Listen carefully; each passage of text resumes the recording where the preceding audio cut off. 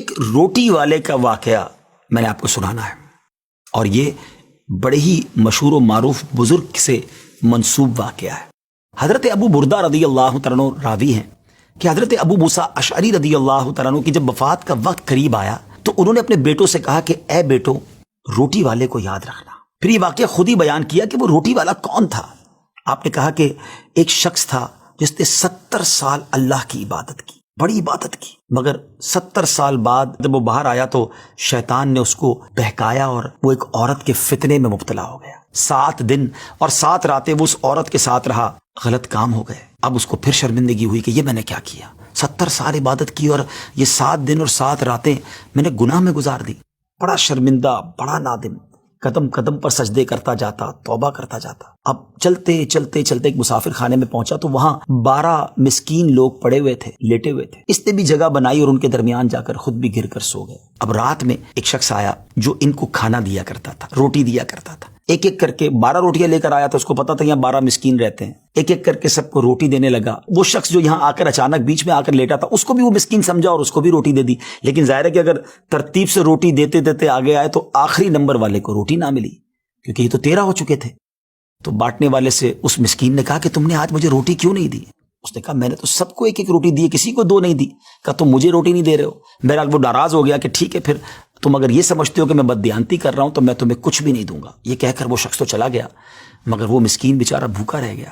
اب وہ شخص جس نے ابھی توبہ کی تھی، پہلے 70 سال کی عبادت بھی کی ہوئی تھی، اس کو خیال آیا کہ میری وجہ سے اس مسکین کو روٹی نہیں ملی ہے۔ بھوک اسے بھی بڑی تھی، مگر اس نے وہ روٹی اسے دے دی۔ شدید بھوک لگی ہوئی تھی، رات بھر بھوک میں تڑپتا رہا، اور اسی بھوک کے عالم میں صبح اس کا انتقال ہو گیا۔ حضرت ابو موسیٰ اشعری رضی اللہ تعالیٰ عنہ فرماتے ہیں کہ جب یہ شخص اللہ کی بارگاہ میں پہنچا نا تو ایک پلڑے میں اس کی 70 سال کی عبادت رکھی گئی، اور ایک پلڑے میں وہ 7 دن اور 7 رات کے گناہ رکھے گئے۔ تو فرمایا کہ وہ گناہ جو تھے وہ 70 سال کی عبادت سے آگے بڑھ گئے، یعنی اب اس کے لیے گویا حکم ہو سکتا تھا کہ وہ جہنم میں جائے، مگر ان 7 دن کے گناہوں کے سامنے وہ روٹی رکھی گئی، اور اس روٹی کی برکت سے، کیونکہ وہ اخلاص کے ساتھ ایثار کی گئی تھی، مسکین کی مدد کی گئی تھی، وہ 7 دن کے بڑے بڑے گناہ معاف کر دیے گئے اور وہ جنت میں چلا گیا۔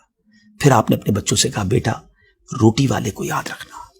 ناظرین، یہ واقعہ واقعی دلوں کے تار چھیڑ دیتا ہے۔ 2 باتیں سیکھنی ہیں کہ بعض اوقات کچھ لوگ کہتے ہیں یار میں نہیں بہک سکتا، میں تو بڑے اچھے ماحول میں ہوں۔ نہیں جناب، شیطان نے بڑوں بڑوں کو بہکا دیا ہے۔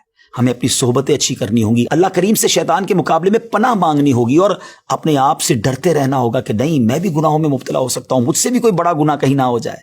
توبہ کرتے رہیں، ڈرتے رہیں، خوف رکھیں اور اچھی صحبت اپنائیں۔